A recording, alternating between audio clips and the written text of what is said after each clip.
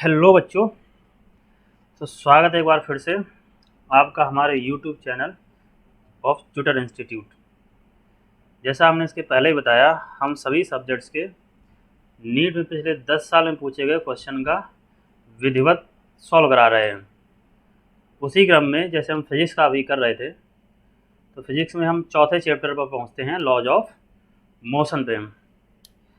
अब देखिए 3 चैप्टर इसमें आते हैं। जैसे इसके पहले जो हम लोगों ने पढ़ा था, मोशन इन स्ट्रेट लाइन या circular motion, motion in plane, ठीक, और ये था लॉज ऑफ मोशन। इन 2 चैप्टर्स में थोड़ा कॉन्सेप्ट रहते हैं। तो लॉज ऑफ मोशन में क्योंकि ज़्यादा रहता है, इसलिए हम इसको 2 पार्ट में डिवाइड कर ले रहे हैं। ठीक, तो फर्स्ट पार्ट में हम शुरुआत के 13 या 14 क्वेश्चन हम उनको डिस्कस करेंगे। नेक्स्ट पार्ट में रिमेनिंग क्वेश्चन आएंगे। हम बता चुके हैं आपको 2019 से लेकर के 2009 तक के क्वेश्चन हम सॉल्व करेंगे। ठीक है, इस बीच में अगर कोई क्वेश्चन आपको दिखता है अलग सा, तो आप पोस्ट करिए, भेजिए, आप मैसेज करिए, वो बताया जाएगा। तो बिना टाइम को वेस्ट करते हुए शुरू करते हैं लॉज ऑफ मोशन से। क्वेश्चन नंबर फर्स्ट जो 2019 में पूछा गया है, क्या पूछा गया देखते हैं। लिखा है block of mass 10 kg is in contact against the inner wall of hollow cylindrical drum of radius 1 metre. एक कोई ड्रम है, ठीक है, ये ड्रम बना लेते हैं हम लोग। तो ड्रम होगा तो ओवच बात है, इसका ये सर्कुलर पोर्शन होगा, ये लिड होगा, यहाँ पर इसकी रेडियस दे रखी है 1 मीटर, कोई बात नहीं। And the inner wall of the cylinder is point, ठीक है, ये पूछ the coefficient of friction, mu की वैल्यू दे रखी है, coefficient of friction between the block and the inner wall of the cylinder is 0.1। ठीक है, ये ब्लॉक कोई रखा है, यहाँ पर रख देते हैं, ये ब्लॉक रखा है। तो यहाँ पर जो म्यू की वैल्यू थी ये दे रखी 0.1। द मिनिमम एंगुलर वेलोसिटी, ठीक है, ये देखिए लिखा है minimum angular velocity needed for the cylinder to keep the block stationary when the cylinder is vertical and rotating about its axis। तो ये इस तरीके समझिए, ठीक है, ये अगर इस एक्सिस के लॉन्ग ऐसे रोटेट करें तो कितनी एंगुलर वेलोसिटी होनी चाहिए जिससे ये जो ब्लॉक रखा है रेस्ट में बना रहे। ठीक है, तो हम लोग पता है कोई बॉडी जब रोटेट करती है तो उसको चाहिए नेसेसरी सेंट्रीपिटल फोर्स, और जो बाहर की तरफ लगता है वो होता है सेंट्रीफ्यूगल फोर्स। तो इसके जो परपेंडिकुलर इसके जाएगा वो क्या होगा, सेंट्रीफ्यूगल फोर्स। तो यहाँ हम पाएंगे जो n की वैल्यू होगी सेंट्रीफ्यूगल फोर्स के बराबर रहेगी mr ओमेगा स्क्वायर, ऐसे लगेगा बाहर की तरफ। और जो फ्रिक्शनल फोर्स होता है वो लगेगा ऊपर की तरफ, ये होता है म्यू इंटू एन। और जो वेट इसका होगा वो लगेगा नीचे की तरफ। अब अगर इसको रेस्ट में रहना है तो ऊपर की तरफ जो फ्रिक्शनल फोर्स है, ठीक है, ये वैल्यू वेट के बराबर होनी चाहिए। इसी को हम लोगों को सॉल्व करना है, तो बस कर लेते हैं। एफ की जो वैल्यू होनी चाहिए वो किसके बराबर होना चाहिए, एम जी के। ये वैल्यू है म्यू एन और ये लिखा हुआ है एम जी। तो म्यू एन की value m r omega square है, m r omega square is equal to क्या हो जाएगा, एम जी। इससे इसको हमने काट दिया, तो देखो omega square is equal to आ जाएगा g upon mu into r. ठीक है, आगे बढ़ाते हैं। ओमेगा इज इक्वल टू ये हो जाएगा under root g upon mu r. Values put कर देते हैं। जी की वैल्यू है 10, म्यू की वैल्यू 0.1, रेडियस की वैल्यू 1, तो आ जाएगा 100, 100 का रूट हो जाता है 10, तो आ गया 10 रेडियन पर सेकंड। सिंपल सा है, बस इतना कॉन्सेप्ट ध्यान रखना है आपको कि नॉर्मल रिएक्शन वो होगी जो सरफेस के परपेंडिकुलर होगी, और ये जो परपेंडिकुलर लग रहा है वो कौन सा है, centrifugal force m r omega square, और फ्रिक्शनल फोर्स होता है म्यू इंटू एन। तो जो एन की वैल्यू होगी एम आर ओमेगा स्क्वायर हो गया, बस ये ध्यान रखना है। ठीक, इतना अगर आपको याद है क्वेश्चन सॉल्व हो गया। तो ये पहला क्वेश्चन हो जाता है 2019 में पूछा गया था। आगे बढ़ते हैं, क्वेश्चन नंबर सेकंड, ये भी 2019 का पूछा गया है। अब देखिए कुछ क्वेश्चन ऐसे होते हैं जो प्रीवियस ईयर क्वेश्चन से एज सच उठा के रख दिए जाते हैं, उन्हीं में से एक ये क्वेश्चन है। पहले भी ऐसे ही पूछा जा चुका है मेरे ख्याल से 2010 के आसपास, फिर ये ऐसे ही है। लिखा particle moving with a speed v, vector form लिखा velocity v, acted by three forces shown by the vector triangle P Q R. ठीक है, the velocity of the particle will be. तो अगर देखिए ये जो वेक्टर बने हैं पी क्यू, क्यू आर और पी आर, तो ये साइक्लिक वेक्टर है। साइक्लिक वेक्टर का जो रिजल्टेंट आता है वो जीरो होता है। अब फोर्सेज हैं, तो फोर्सेज में यहाँ पर हम देखेंगे तो इसका मतलब नेट फोर्स जो हो जाएगा वो कितना हो जाएगा, जीरो। अगर फोर्स जीरो हो गया तो हम लोग ये पढ़ते हैं भाई F इज इक्वल टू रहता है m इंटू ए। अब जब ये फोर्स की वैल्यू जीरो है तो मास तो जीरो हो नहीं सकता है, तो एक्सेलरेशन कितना होगा, जीरो। एक्सेलरेशन जीरो होने का मतलब होता है कि जो वेलोसिटी होगी वो कैसी हो जाएगी, कांस्टेंट। ठीक, ये आ गया, क्योंकि इससे देखो हमें पता चलता है ये ए इज इक्वल टू होता है d v upon d t. तो दो ही कंडीशन में देखो एक्सेलरेशन जीरो हो सकता है, या तो वेलोसिटी जीरो हो या वेलोसिटी कैसी हो, कांस्टेंट। तो जीरो तो कहीं उसने ऑप्शन दे नहीं रखा है, तो वेलोसिटी कैसी आएगी, कांस्टेंट। तो remains constant option last, D is the correct answer. तो पहले भी ये क्वेश्चन पूछा जा चुका है और 2019 में एज सच रिपीट हो गया है। ठीक है, इसलिए फ़ायदा रहता है, प्रीवियस ईयर क्वेश्चन सॉल्व करेंगे तो कई क्वेश्चन आपको एज सच मिल जाते हैं। तो एज सच मिल जाते हैं तो तुरंत हो जाते हैं, हमारा समय बचता है, स्पीड बढ़ती है। क्वेश्चन नंबर 4 पे आते हैं। देखा which of the following statement is incorrect, इसमें कौन सा स्टेटमेंट गलत है ये बताना है हमें।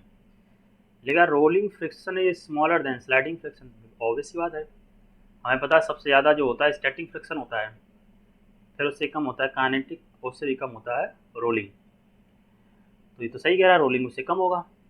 Limiting value of static friction is directly proportional to normal, बिल्कुल सही बात है, ये हम लोग पता है। जो लिमिटिंग जो स्टैटिक का अपर फॉर्म होता है डायरेक्टली प्रोपोर्शनल किसके रहता है, नॉर्मल रिएक्शन के। ठीक है, इसको जब हटाते थे तो ये कांस्टेंट आता था म्यू इंटू एन, उसी फॉर्म कह रहा है। Frictional force opposite the relative motion, बिल्कुल सही बात है ये। Coefficient of sliding friction has dimension of length, तो ये गलत कह रहा है। हमें पता कोफिशिएंट ऑफ फ्रिक्शन जो होता है वो यूनिट लेस और डायमेंशन लेस होता है, वैल्यू इसकी 0 से 1 के बीच में आती है। तो ये गलत है और गलत ये ऑप्शन पूछ रहा है, तो यही आ जाएगा, लास्ट इज द गलत। फिफ्थ देखा block of mass m placed on a smooth inclined wedge ABC. Inclination theta is shown in the figure. The wedge is given an acceleration a toward the right direction में acceleration दिया गया है। The relation between a and theta for the block to remain stationary, अब ये भी देखिए भले पूछा जाएगा, ये कई बार क्वेश्चन पूछा जा चुका है ये, और फिर से 2018 पूछा गया है। तो अगर इसीलिए प्रीवियस ईयर क्वेश्चन आप प्रैक्टिस कर ले रहे तो आपकी एक्यूरेसी भी बढ़ेगी और कई क्वेश्चन आपको ऐसे मिल भी जाएंगे। अब ये ब्लॉक रखा है, ठीक। अब देखिए इसका जो एक्सेलरेशन है वो इस डायरेक्शन में है, ठीक है। तो इसका जो एक्सेलरेशन है वो हॉरिजॉन्टल डायरेक्शन में दे रखा है, इसको जरा हम इरेज कर दे रहे हैं। तो अपना अगले स्टेप पे ये है, तो इसको जो है साफ कर दे रहा हूँ, ठीक है। नीट एंड क्लीन डायग्राम में बनाते हैं। ये है, ये मान लीजिए एक ट्रायंगुलर वेज बनाया हमने, ठीक है। यहाँ पर ये ब्लॉक रख दिया, इधर ये एक्सेलरेशन दे रखा, तो इस पर लगेगा स्यूडो फोर्स इस डायरेक्शन में। ये एंगल थीटा है, यहाँ भी देखें हम लोग थीटा आएगा, तो जो ऊपर तरफ फोर्स लग जाएगा तो ये हो जाएगा एम ए कॉस थीटा, और जो इसको नीचे की तरफ ले जा रहा होगा ये सबको पता होगा, ये क्या होगा, एम जी साइन थीटा। अगर ये स्टेशनरी है तो दोनों फोर्सेस क्या होने चाहिए, m a cos theta m g sine theta बराबर होने चाहिए। तो फॉर इक्विलिब्रियम, फॉर इक्विलिब्रियम तो ये हमें पता चल रहा है कि m a cos theta must be equal to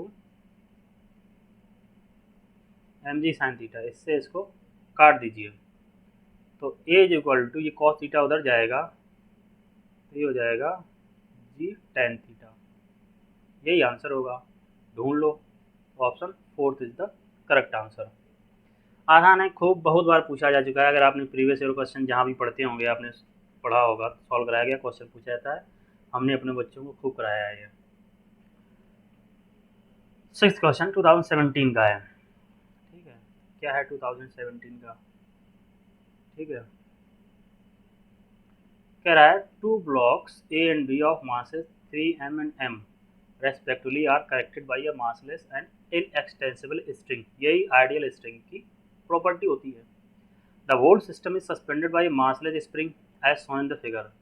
The magnitude of acceleration of A and B immediately, ये ध्यान रखना, जस्ट जब उसे ब्रेक किया जा रहा है, स्ट्रिंग इज कट, तो तुरंत उसके बाद जब स्ट्रिंग कट हो जा रही है तब बताइए, मतलब यहाँ से कट हो जा रही है तो बताइए।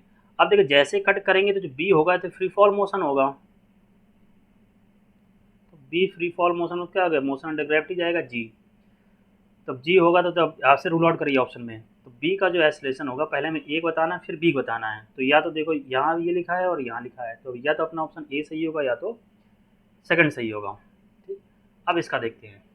ए पर अगर देखेंगे तो ए पर जो फोर्स लग रहा है, देखो 3 mg भी लग रहा है और ये भी हम लग रहा है। तो इसमें अगर देखेंगे जो वेट नीचे काम कर रहा है, ये काम कर रहा है 4 mg। लेकिन जो स्प्रिंग फोर्स काम करेगा, ठीक है, उसको जैसे कट करेंगे तो वो ये 4 mg, ठीक, तो ये 4m जो स्प्रिंग फोर्स लगेगा इतने ऊपर काम करेगा। लेकिन जब कट कर देंगे तब कितना लगेगा, ये 3 mg। तो हमेशा जब एसलेशन निकालते हैं, acceleration of A net force, तो पहले जब लग रहा था तो ऊपर तरफ जो स्प्रिंग फोर्स लग रहा था वो कितना लग रहा था 4 mg। अब नीचे की स्ट्रिंग कट गई तो नीचे की तरफ जो बचा जाकर के वो कितना 3 mg, और मास उसका कितना दे रखा है 3m। तो एक्सलेशन ऑफ ए 4 mg से इसको माइनस करेंगे, m से m को काट देंगे तो ये बचेगा जा करके g/3। तो g/3 और g ये आ रहा है। तो एक्सलेशन ऑफ बी तो हमने पहले ही देख लिया था, जी आ रहा था, एक्सलेशन ऑफ g/3। तो ऑप्शन कौन सा सही हो गया, फर्स्ट। ठीक है, ध्यान से देख लेंगे उसी हिसाब से रहेगा।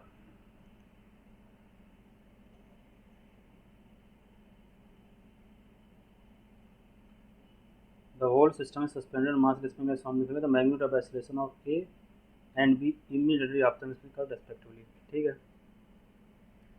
Seventh, one end of string of length L is connected to particle of mass m and other end is connected to a small peg on a smooth horizontal table.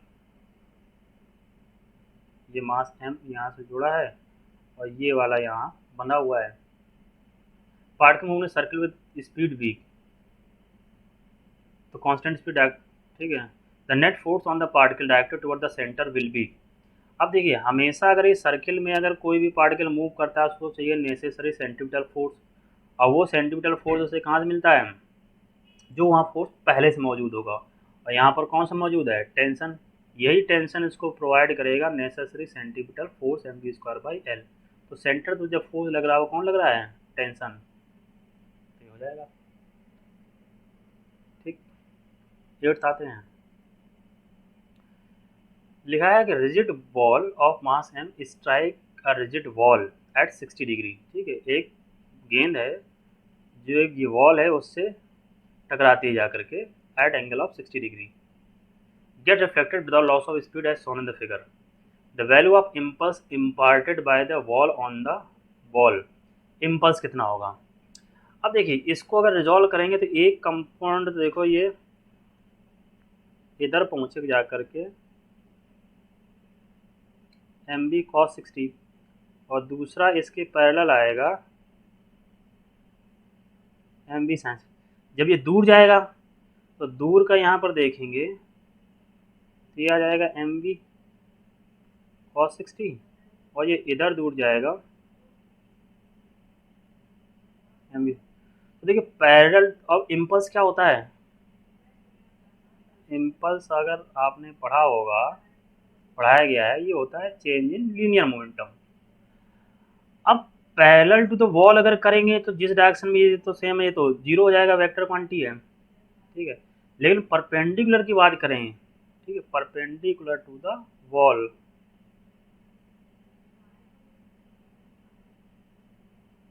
Perpendicular to wall, तो इसमें अगर देखेंगे तो opposite direction में change करेंगे तो ये जुड़ जाएंगे, तो ये हो जाएगा 2mv cos 60, 2mv cos 60 की वैल्यू होती है 1/2, 2 से 2 काट दीजिए, तो ये देखिए आंसर निकल के आ गया mv, यही चेंज इन लीनियर मोमेंटम हो जाएगा mv, मतलब ऑप्शन फर्स्ट, ठीक। तो ये हो गया 8th का आंसर फर्स्ट।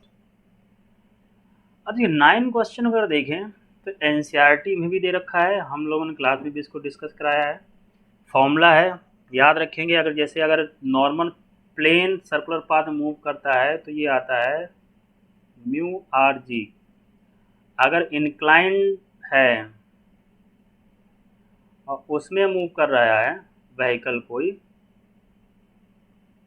तो उसमें जो फॉर्मूला आता है तो म्यू आर जी, देखिए म्यू और आर क्या साथ होने चाहिए, तो म्यू और आर बाकी सब में डिवाइड है, म्यू आर एक ही दिख रहा है, ये डी में साथ साथ दिख रहा है, तो अपना ऑप्शन फर्स्ट हो जाएगा। अब ये ध्यान रखना, देखिए मैक्सिमम से वेलोसिटी पूछ रहा है, यही अगर मिनिमम कह देता तो साइन चेंज हो जाता, ऊपर माइनस हो जाता, नीचे प्लस हो जाता, तो मिनिमम वेलोसिटी हो जाती। दोनों ही पूछे जा चुके हैं, दोनों पे न्यूमेरिकल भी पूछे जा चुके हैं।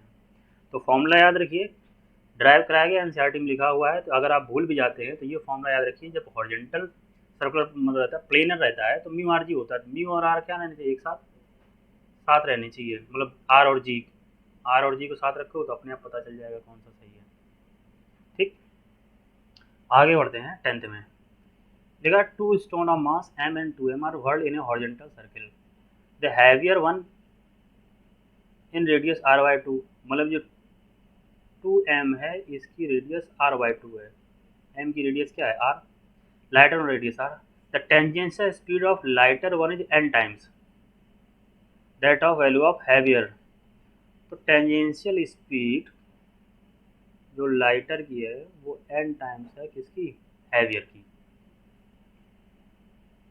When experience same centripetal force, तो ये देखिए यहाँ से एक पता चल रही है बात कि जो हैवियर बॉडी का सेंटीपिटल फोर्स है वही किसके बराबर, लाइटर बॉडी के, ठीक है। सेंटीपिटल हैवियर का मास है 2mv²/r रहता है, सेंटीपिटल फोर्स m, ठीक है। तो ये इधर आ जाएगा vh² और इसकी रेडियस है r/2 बराबर, इसका मास है m, लेकिन इसकी वेलोसिटी हैवियर की n टाइम है और रेडियस इसकी है r, r से r को काटिए, m से m को काटिए। आगे बढ़ते हैं, ये 2 पर जाएगा तो हो जाएगा 4, ठीक है ना, 4 vh², इधर आ जाएगा n²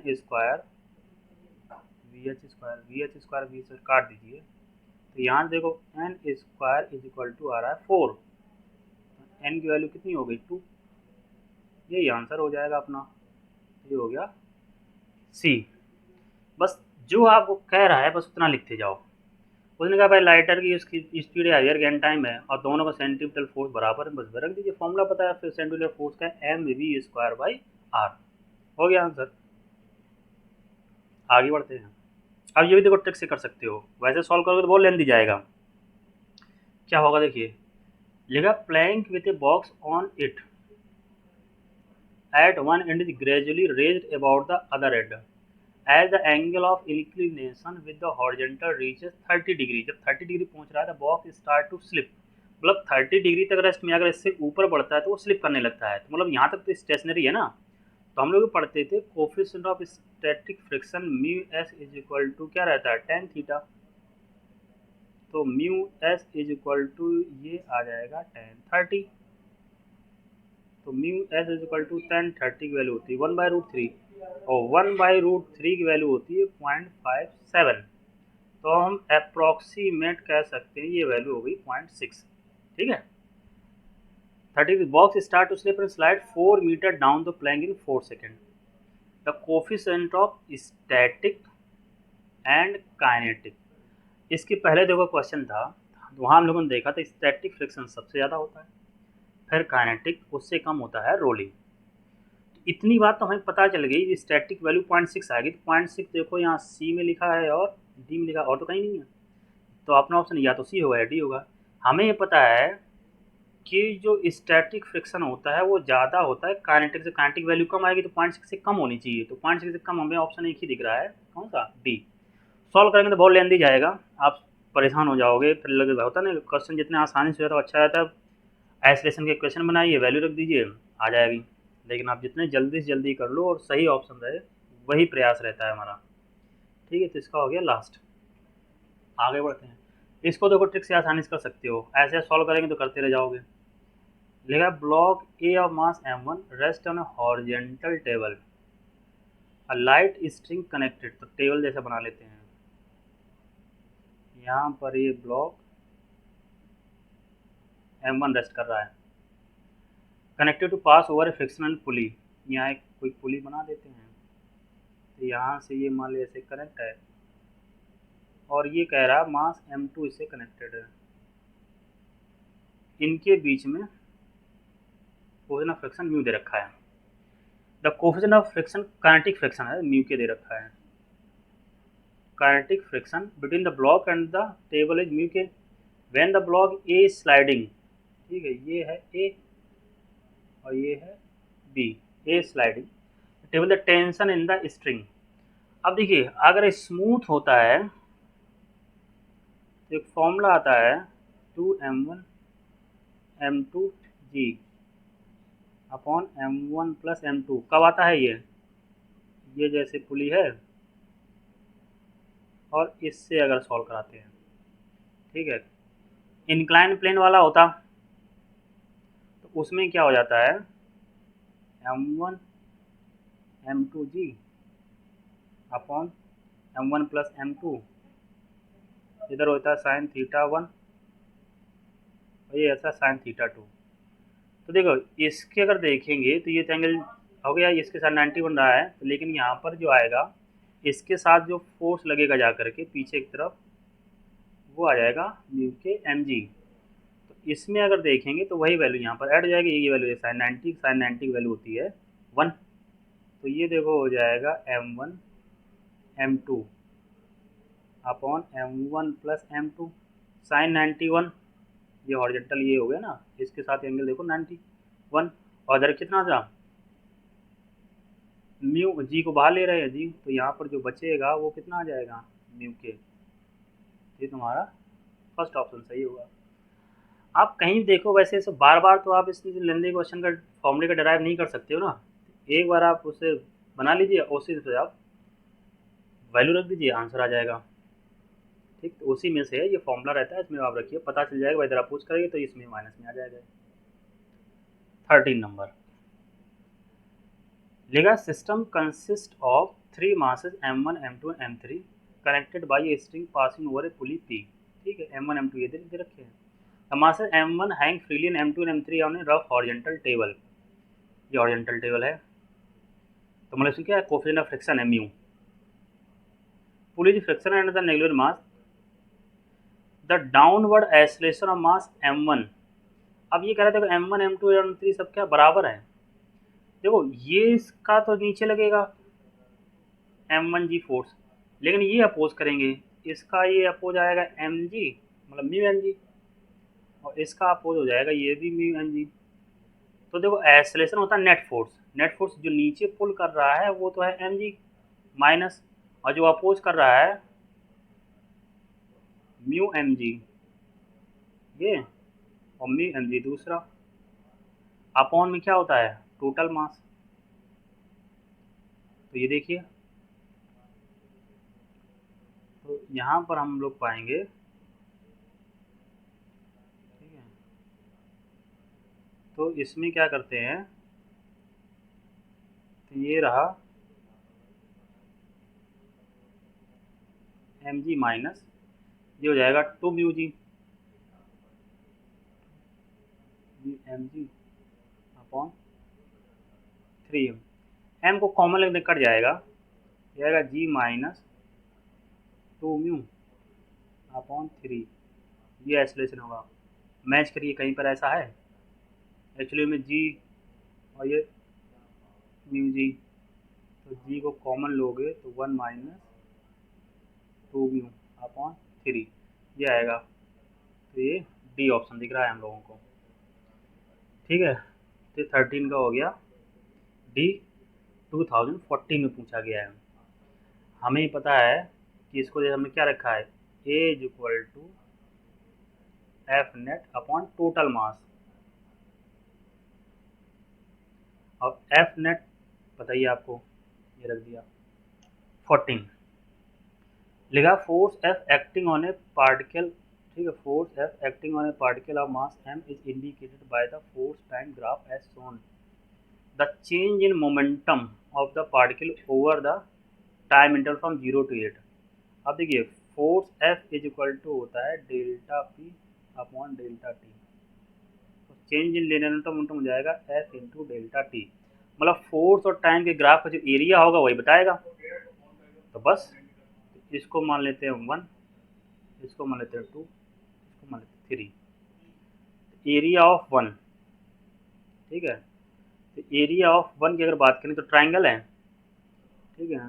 तो इसको हम डेल्टा P1 लिख दे रहे हैं। तो हाफ बेस हो जाएगा 0 to 2, परपेंडिकुलर कितना 6, ये कट गया, ये वैल्यू आ रही है 6। अब एरिया ऑफ 2 तो नीचे जा रहा है ना, लीनियर मोमेंटम वेक्टर क्वांटिटी है, तो जैसा होगा वैसे रखेंगे विद साइन। नीचे जा रहा -2 से 4 गया, हो गया 2, और नीचे जा रहा है 3, तो ये वैल्यू हो गई -6। अब 3 का, तो ये देखो 3 तक जा रहा है, ये हम देखते हैं डेल्टा E3। तो ऊपर जा रहा है 3 और 4 से 8 गया, कितना आया 4, ये वैल्यू हो गई 12। तो नेट कह रहा है सबको जोड़ दीजिए, तो 6 -6 प्लस 12, तो आंसर अपना कितना हो गया 12। 12 का क्या आ गया सी, ठीक है। तो ये हो गया। आगे बढ़ते हैं क्वेश्चन नंबर 15 पर, 2014 में पूछा गया है, ठीक है। देखते हैं क्या कह रहा है।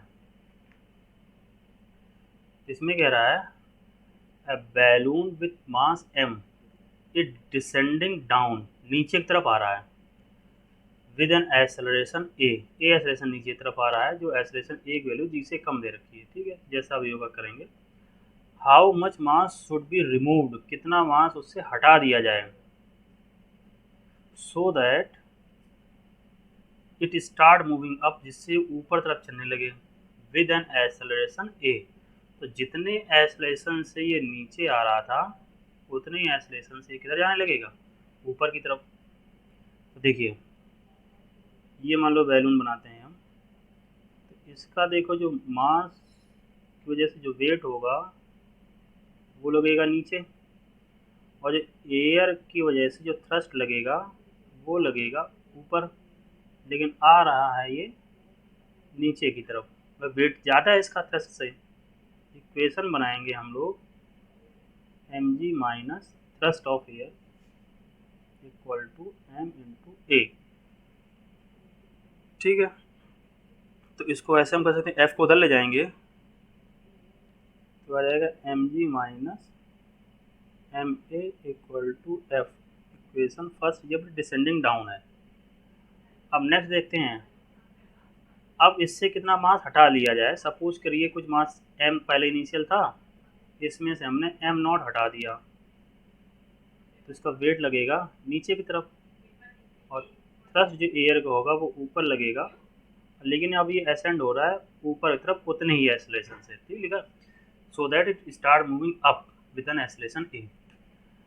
इसकी इक्वेशन बनाते हैं। अब ऊपर तरफ जाए तो नेट फोर्स अपवर्ड रहेगा, तो एफ माइनस एम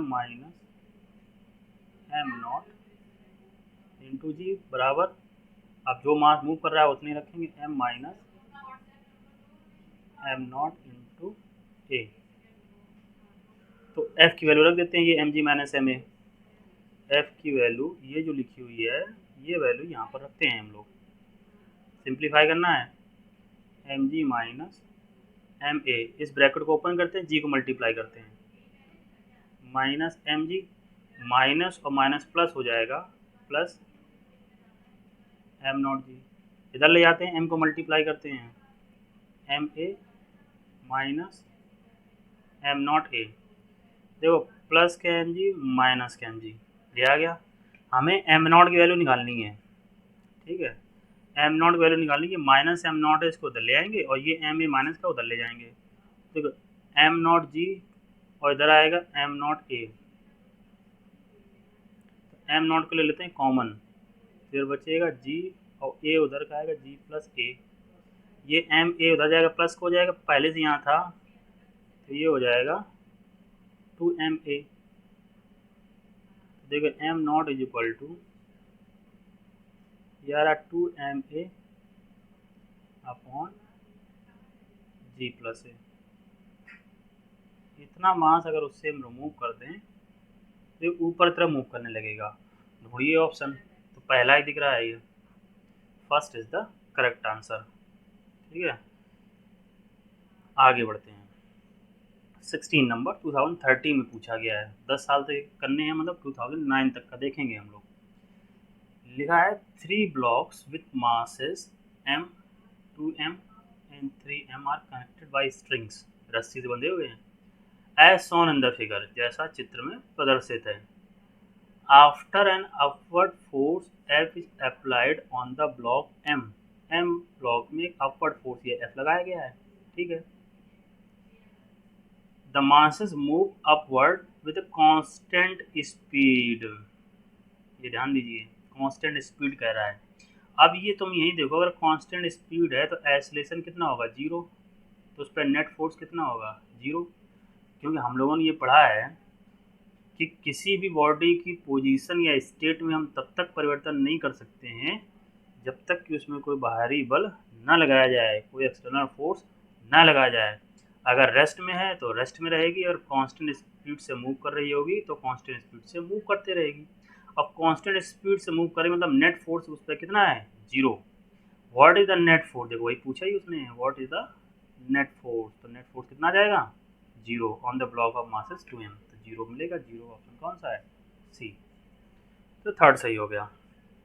आगे बढ़ते हैं 17 का, लिखा है an explosion breaks a rock into 3 parts, 3 part में उसको ब्रेक करता है in a horizontal plane, 2 of them go off at right angle, जो दो हैं वो एक दूसरे के राइट एंगल जा रहे हैं, एक मान इधर जा रहा होगा तो दूसरा इधर जा रहा होगा।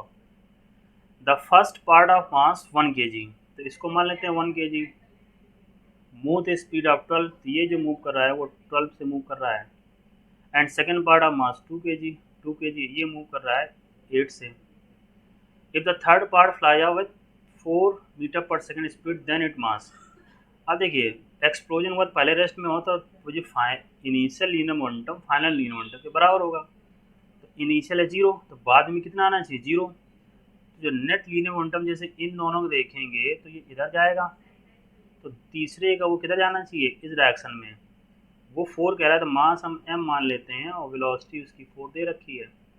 अब ये एक दूसरे के परपेंडिकुलर हैं तो ये और ये बराबर आना चाहिए, तो इसको हम मान लेते हैं P2 और इसको मान लेते हैं P1, तो इसको सॉल्व कर देते हैं, तो ये देखो 4m equal to right angle एक दूसरे के परपेंडिकुलर नेट निकालेंगे, under root P1 square plus P2 square, 12 into 1 12 हो जाएगा, 12 का होल स्क्वायर प्लस 8 इंटू 2 16 हो जाएगा,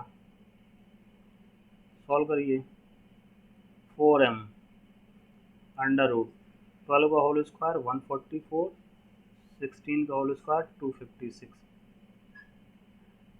तो 4m ऐड करोगे 6 4 10, 5 4 9 1 10 2 1 3 और 4, तो ये देखिए निकल के आ रहा है 4m इज इक्वल टू 20, 400 का रूट 20 आ जाएगा, तो m इज इक्वल टू आ जाएगा ये आंसर 5 kg, ढूंढो ऑप्शन, डी करेक्ट है, ठीक। ठीक, conservation of linear momentum collision का एस्पेक्ट है। हमें पता है कोलिजन किसी भी तरीके का हो, चाहे इलास्टिक हो या इनइलास्टिक हो, total linear momentum of the system will remain conserve. मतलब कोलिजन से पहले लीनियर मोमेंटम टोटल और कोलिजन के बाद टोटल लीनियर मोमेंटम बराबर आएगा। पहले जीरो तो बाद में जीरो करना है, तो जितना इन दोनों का आ रहा है उसका इसके बराबर आना चाहिए, तभी जीरो होगा, तो वही हमने कर दिया। यहाँ पर 18 नंबर लिखा है the upper half of an incline plane of inclination theta is perfectly smooth while the lower half is rough. A block starting from rest, पहले रेस्ट से स्टार्ट हुआ, at the top of the plane will again come to rest, इसके बाद फिर rest में आ जा रहा है at the bottom. If the coefficient of friction between the block and the lower half of the plane is given by, ठीक है, तो उस कोफिशिएंट ऑफ फ्रिक्शन कितना होगा ये बताना है। तो पहले डायग्राम देखते हैं इसका। ये इंक्लाइन प्लेन है, टोटल लेंथ को जो भी कंसीडर करें तो मान लीजिए टोटल लेंथ में से ये L/2 है, तो ये स्मूथ है। अब ये जो नीचे L/2 आ रही है ये रफ है।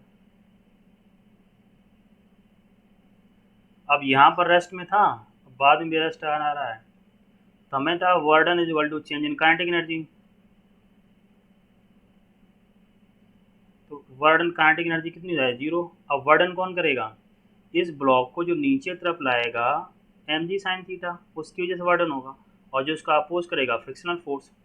तो निकाल लेते हैं हम, ये रखते हैं work done by the weight plus work done by the frictional force is equal to zero.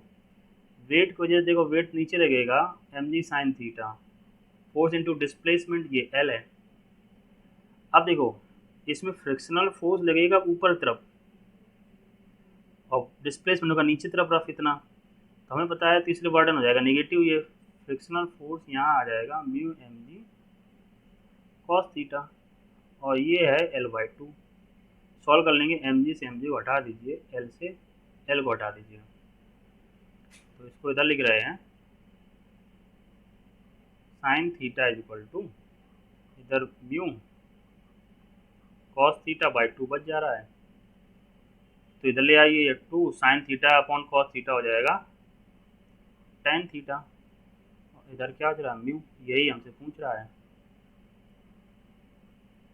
तो mu is equal to 2 tan theta.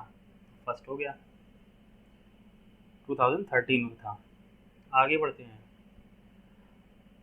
A car is moving in a circular horizontal track of radius 10 metre, जो उसकी radius है वो 10 metre है, with a constant speed of 10 metre पर second, speed भी 10 metre पर second है। A bob is suspended from the roof of the car by a light wire of length 1 meter. The angle made of the wire with vertical. तो देखिए formula हमने लिखवाया था आपको, हॉरिजॉन्टल सर्कुलर उसका है tan theta is equal to v square by R G. Velocity कितनी दे रखी है 10 मीटर पर सेकंड, 10 का स्क्वायर करोगे 100 हो जाएगा, अपॉन आर की वैल्यू मतलब लेंथ बराबर रहेगी 1,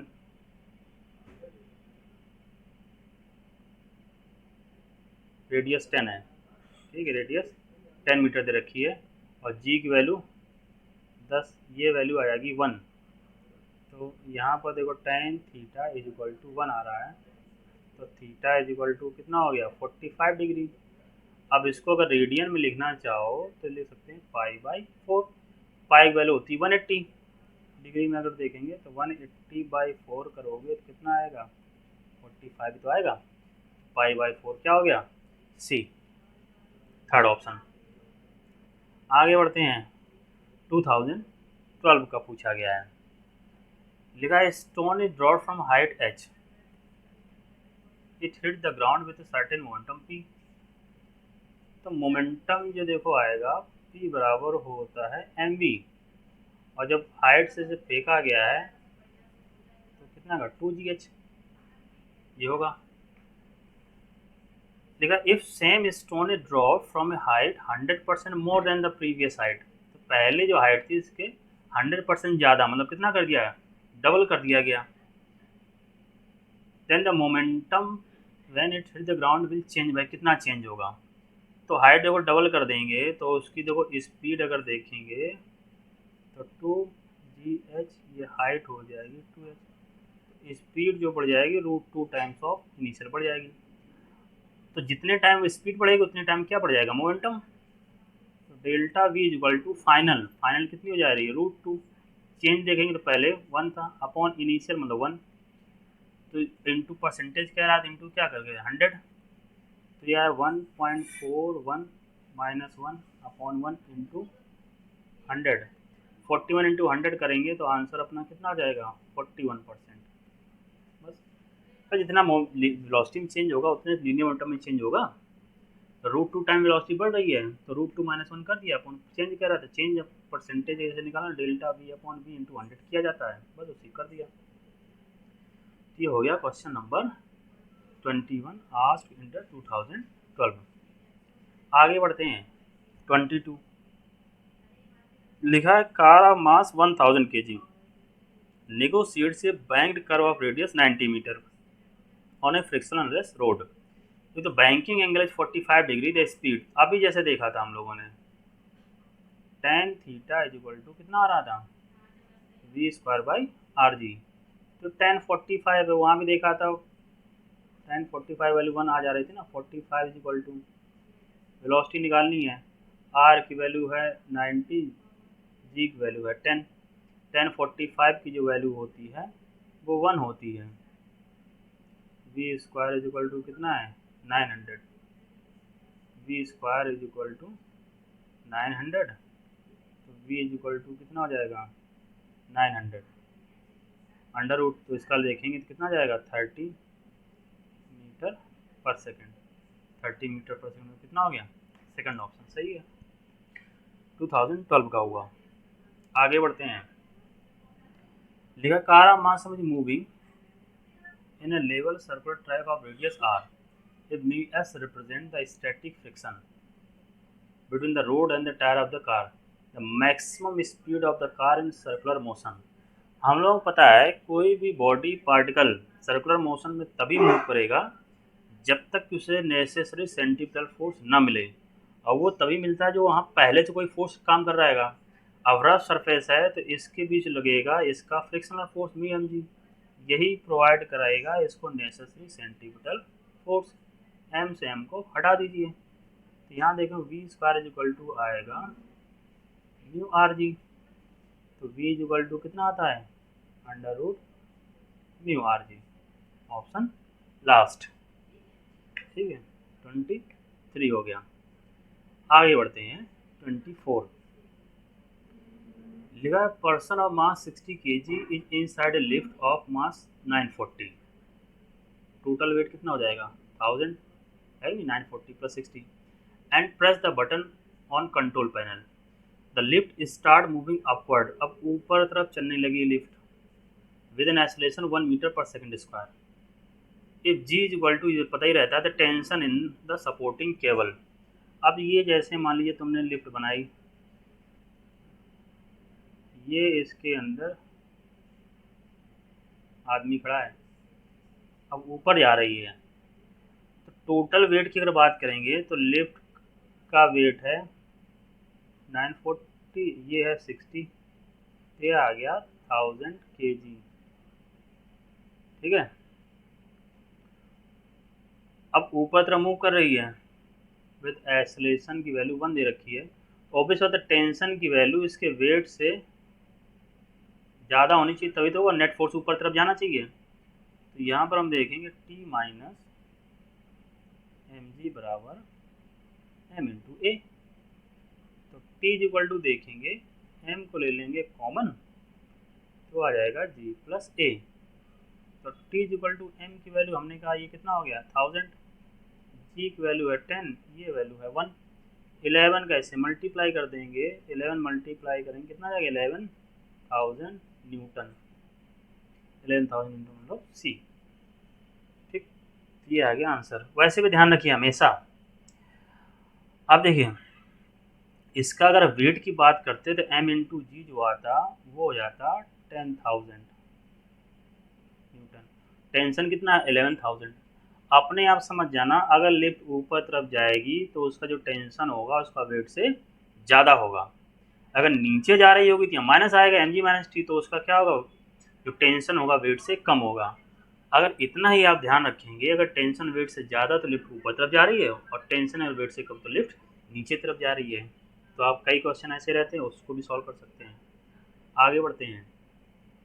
लिखा है body of mass m hits normally on a rigid wall with velocity v bounces back with the same velocity the impulse experience। तो देखिए जो इम्पल्स होता है वो चेंज इन लीनियर मोमेंटम होता है, मतलब फाइनल माइनस इनिशियल।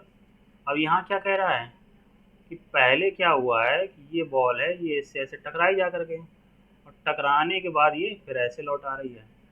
तो यहाँ पर देखो इनिशियल मोमेंटम बात करें तो m इंटू वी, और फाइनल भी कितना हो गया m इंटू वी।